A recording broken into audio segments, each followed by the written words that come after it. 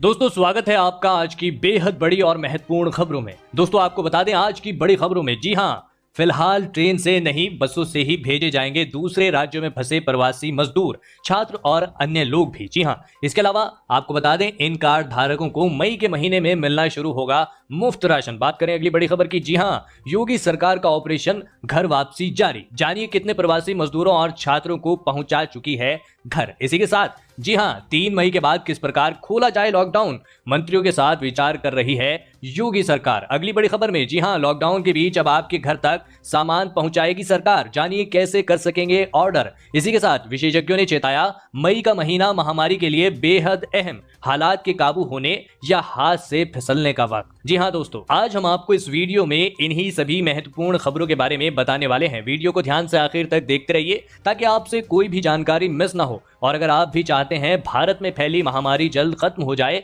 तो इस वीडियो को एक लाइक जरूर करें। दोस्तों से पहले फटाफट जान लेते हैं कोरोना महामारी की आज की ताजा अपडेट। तो दोस्तों आपको बता दूं, भारत में अब तक संक्रमित मरीजों की संख्या बढ़ती जा रही है और यह संख्या 34,100 से अधिक हो चुकी है। इनमें से 24,200 से अधिक लोगों का भी इलाज चल रहा है, जबकि 8,700 से अधिक मामले सही हो चुके हैं। और आपको बता दें 1,100 से अधिक लोगों की अब तक मौत हो चुकी है। और बात करें पूरी दुनिया भर की, तो अब तक की अपडेट के अनुसार 32,50,000 से अधिक लोग संक्रमित हो चुके हैं। इसके अलावा 2,29,000 से अधिक लोगों की मौत हो चुकी है, जबकि 10,18,000 से अधिक लोग सही हो चुके हैं।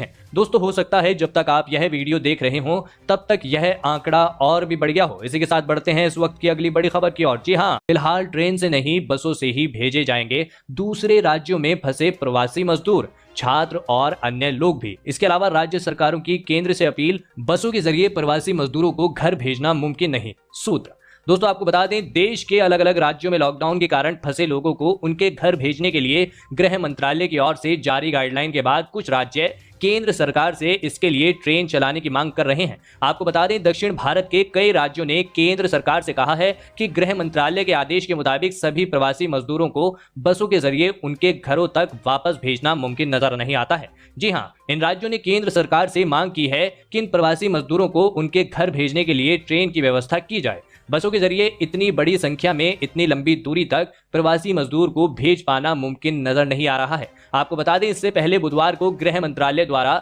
जारी गाइडलाइन के मुताबिक प्रवासी मजदूरों या इसी तरह फंसे हुए अन्य लोगों को केवल सड़क के जरिए ही बसों में बैठाकर ही उनके घर तक पहुंचाया जा सकता है और राज्यों को परिवहन का इंतजाम करना होगा। कई राज्यों ने केंद्र का ध्यान इस ओर लाने की कोशिश की कि हजारों ऐसे लोग हैं जो कि उत्तर प्रदेश, बिहार, पश्चिम बंगाल और असम के रहने वाले हैं और दक्षिण भारत के राज्यों में काम करते हैं। इन प्रवासी मजदूरों को उनके घर भेजने के लिए कई राज्यों से होकर गुजरना पड़ेगा। आपको बता दें राजस्थान के मुख्यमंत्री अशोक गहलोत व राज्य के उप मुख्यमंत्री सुशील मोदी ने ट्वीट किया कि प्रवासी मजदूरों को दूर जगह पहुंचाने के लिए विशेष ट्रेनें चलाई जाएं। इसके अलावा आपको बता दें लॉकडाउन के कारण विभिन्न राज्यों में करीब 2 करोड़ लोग फंसे हुए हैं।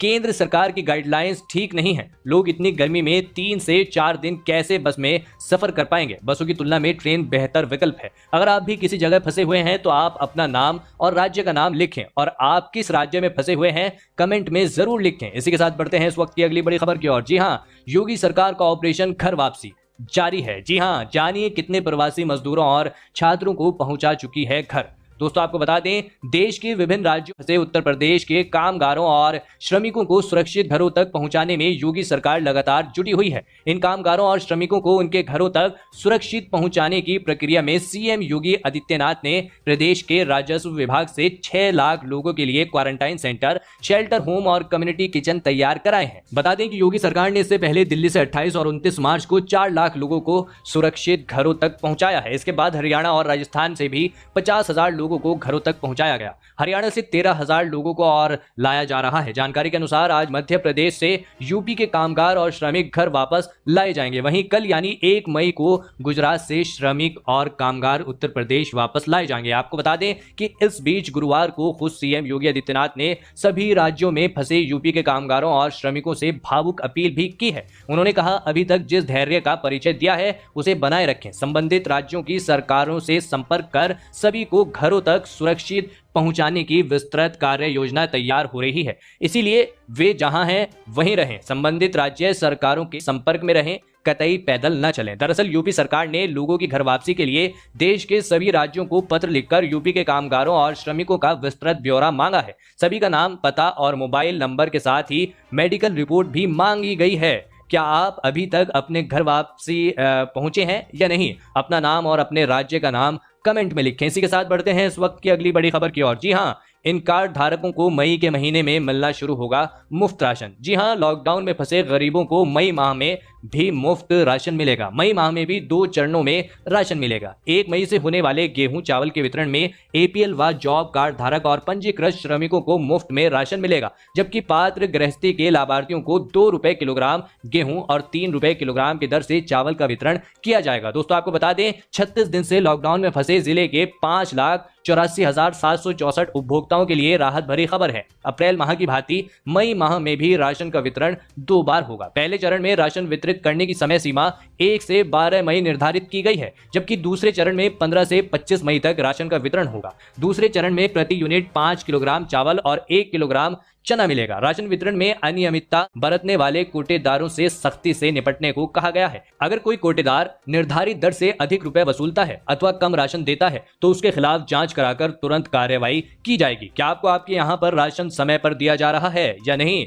कमेंट में जरूर बताइएगा। इसी के साथ बढ़ते हैं इस वक्त की अगली बड़ी खबर की ओर। जी हाँ, 20 करोड़ लोगों को जल्द मिलेगी मुफ्त दाल। इसके अलावा किसानों और गरीब लोगों को दे चुकी है सरकार करोड़ों रुपए की सहायता राशि। आंकड़े जारी। जी हाँ दोस्तों, आपको बता दें, कोरोना वायरस रोकने के लिए दूसरे दौर के लॉकडाउन के बीच केंद्र सरकार प्रधानमंत्री गरीब कल्याण अन्न योजना में मुफ्त में दाल उपलब्ध कराएगी। केंद्रीय खाद्य एवं उपभोक्ता मामले के मंत्री रामविलास पासवान ने कहा कि 20 करोड़ लाभार्थियों को 3 माह तक 1 किलो दाल प्रति परिवार वितरण के लिए 5.88 लाख टन दाल का आवंटन हो चुका है। आपको बता दें, केंद्रीय मंत्री रामविलास पासवान ने ट्वीट कर कहा कि 28 अप्रैल तक नेफेड ने 1.14 लाख मीट्रिक टन दाल भेजी है। इसमें से 83.167 टन दाल का उठाव राज्यों ने कर लिया है। लॉकडाउन के दौरान सरकार ने दी थी राहत। वहीं लॉकडाउन से सबसे ज्यादा प्रभावित गरीब, किसान और मजदूरों को मोदी सरकार ने बड़ी राहत दी है। वित्त मंत्रालय के मुताबिक 2 करोड़ 82 लाख बुजुर्गों, विधवा और दिव्यांगों के खातों में अब तक 1,405 करोड़ रुपए डाल चुकी है। प्रधानमंत्री गरीब कल्याण योजना के जरिए 31.77 करोड़ लोग लाभान्वित हुए हैं।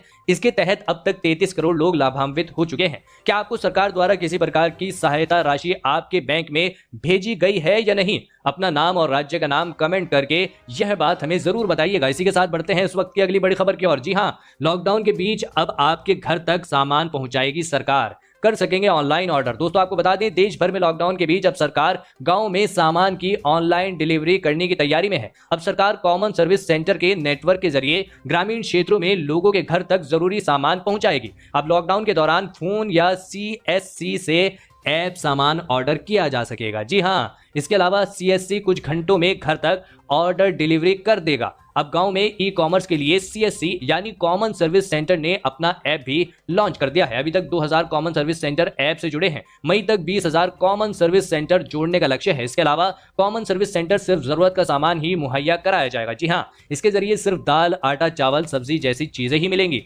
गौरतलब है कि कॉमन सर्विस सेंटर का नेटवर्क पूरे देश में है। देश में करीब 3 लाख से ज्यादा कॉमन सर्विस सेंटर हैं। कॉमन सर्विस सेंटर अभी आधार, पासपोर्ट, राशन कार्ड बनता है। कोरोना के खिलाफ लड़ाई में ग्रामीण इलाकों में लॉकडाउन सुनिश्चित करने के लिए कॉमन सर्विस सेंटर के नेटवर्क के इस्तेमाल की तैयारी है।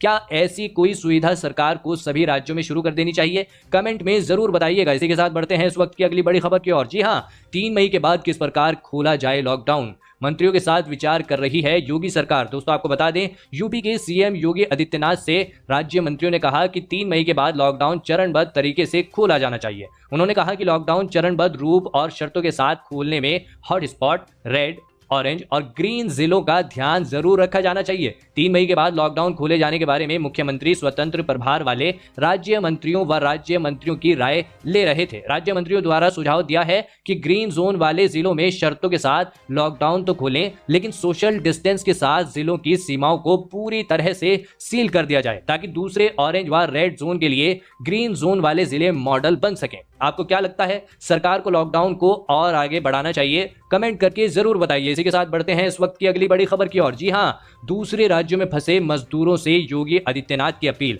आपको बता दें, लॉकडाउन के कारण दूसरे राज्यों में फंसे उत्तर प्रदेश के कामगारों और मजदूरों से मुख्यमंत्री योगी आदित्यनाथ ने भावुक अपील करते हुए कहा कि वे सब्र रखें और सरकार उनके लिए घर तक पहुंचाने की विस्तृत कार्य योजना तैयार कर रही है। दरअसल उत्तर प्रदेश सरकार के एक प्रवक्ता ने बताया कि मुख्यमंत्री ने कोरोना वायरस महामारी के मद्देनजर गठित टीम 11 के अधिकारियों के साथ समीक्षा बैठक के दौरान सभी राज्यों में फंसे उत्तर प्रदेश के कामगारों और श्रमिकों से भावुक अपील की है। इसी के साथ बढ़ते हैं इस वक्त की अगली बड़ी खबर की ओर। जी हां, विशेषज्ञों ने चेताया, मई का महीना बेहद अहम, हालात के काबू होने या हाथ से फिसलने का वक्त।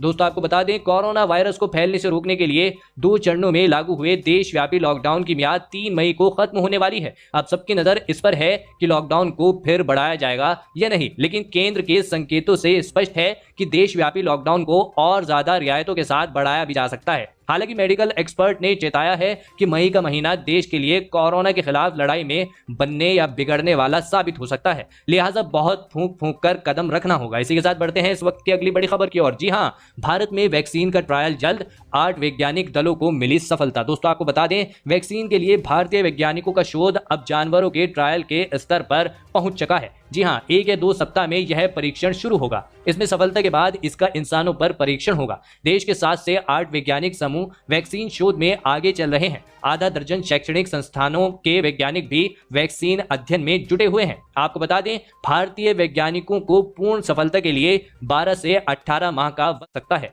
दुनिया भर में वैज्ञानिकों के 75 दल वैक्सीन में जुटे हैं। एक वरिष्ठ अधिकारी ने कहा कि वैक्सीन किसी भी देश में बने, इसका उत्पादन भारत में ही किया जाएगा। जानकारी के अनुसार Bharat biotech, Cadila, serum institute सहित कुछ कंपनियों के वैज्ञानिक जानवरों के ट्रायल तक पहुंच चुके हैं। प्रधानमंत्री नरेंद्र मोदी के निर्देश पर देश में शुरू हुए शोधों की निगरानी जैव प्रौद्योगिकी विभाग की सचिव डॉक्टर रेणु स्वरूप कर रही हैं। दोस्तों ये थी आज की कुछ महत्वपूर्ण और ताज़ा खबरें। उम्मीद करते हैं कि आपको इससे काफ़ी कुछ महत्वपूर्ण जानकारी मिली होगी। बस इसके बदले में इतना ही चाहते हैं कि आप इस वीडियो को लाइक कर दें, शेयर कर दें।